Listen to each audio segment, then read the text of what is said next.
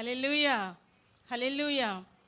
మరి విన్న వాక్యాన్ని హృదయంలో పెట్టుకుని ఆ వాక్యానుసారంగా మనము జీవిస్తూ ఆ వాక్యం మళ్ళీ మన జీవితంలో నెరవేర్చబడాలని ప్రార్థన చేయాలి. ఈ వాక్యం ఎప్పుడు ఎవరు చెప్పినా కూడా ఆ వాక్యాన్ని హృదయంలో ఉంచుకుని ఆ వాక్యాన్ని జ్ఞాపకం చేసుకుంటూ ఆ వాక్యానుసారంగా నడుస్తూ ఆ వాక్యానుసారంగా దేవుడు మనలో క్రియ చేయాలని మీ వ్యక్తిగత ప్రార్థనలో ప్రార్థన చేసుకోవాలి.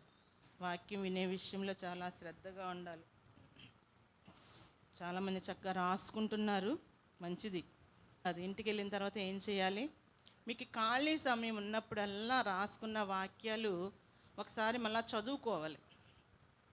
అలా చదువుతూ ఉన్నప్పుడు, ధ్యానిస్తూ ఉన్నప్పుడు దాంట్లోంచి కొత్త విషయాలను పరిశుద్ధాత్ముడు మనకి తెలియజేస్తూ ఉంటాడు.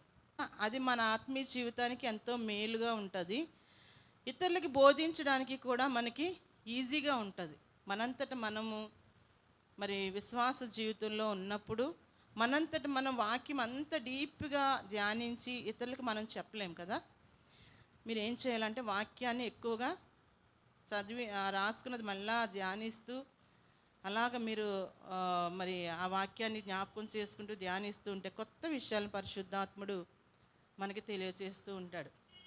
వాక్యము మామూలుగా చదివి కన్నా వినేటప్పుడు కన్నా ధ్యానించినప్పుడు చాలా శక్తిని పొందుకుంటాం.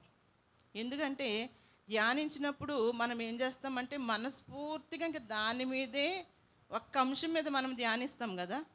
దాని మీదే మనసు పెట్టి ఆ వాక్యాలన్నీ ఎక్కడ ఉన్నాయో ఏంటో అవన్నీ కూడా మనసు పెట్టి మనము ఆ వాక్యాన్ని చదువుతాము.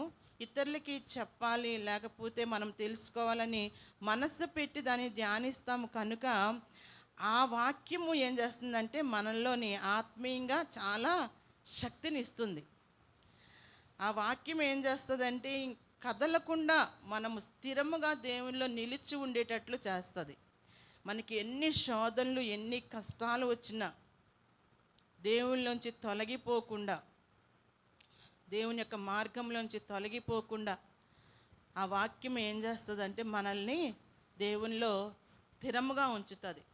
వాక్యమేనే మరి ఆ పునాది మీద మన జీవితాల్ని మనము కట్టుకోవాలి.